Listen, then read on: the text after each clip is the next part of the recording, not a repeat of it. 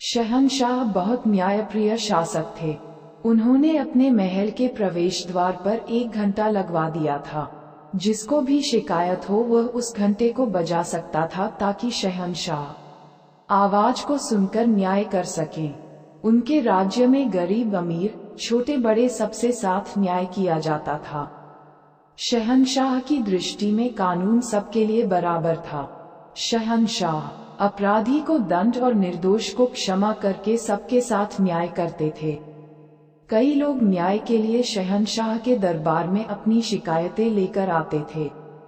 शहंशाह की पत्नी नूरजहां एक दिन धनुर्विद्या का अभ्यास कर रही थी। नूरजहां ने कुछ चुने हुए निशानों पर ही तीर चलाए।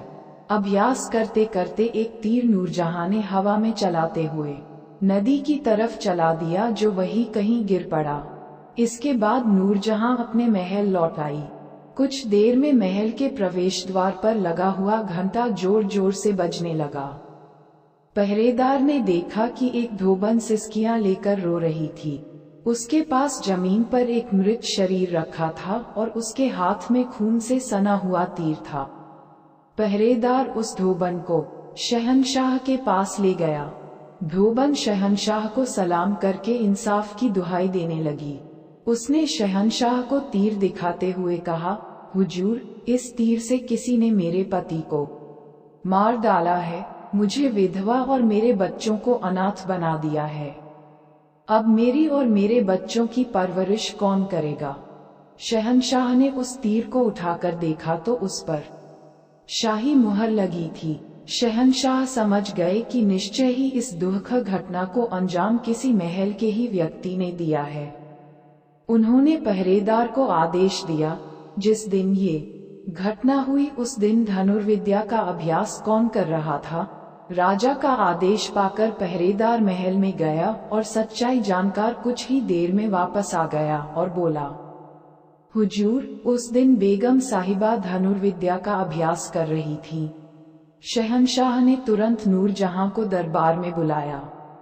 जैसे ही नूरजहां दरबार में हाजिर हुई तो शहंशाह ने अपनी कमरबंद से छुरा निकालकर धोबन को देते हुए कहा, तुम नूरजहां की वजह से ही विधवा हुई हो, इसलिए तुम इस छुरे से मुझे मारकर नूरजहां को विधवा कर दो। ऐसा करने से तुम्हें न्याय जरूर मिलेगा।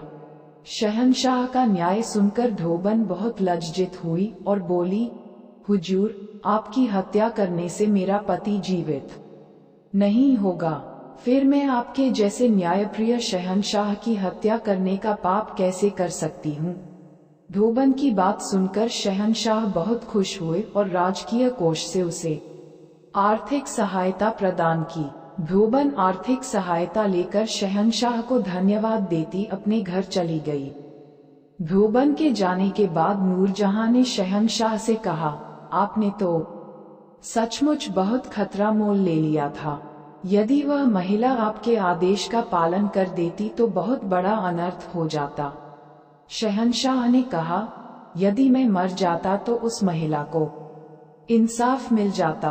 एक बात अवश्य याद रखना, कानून सबके लिए बराबर है।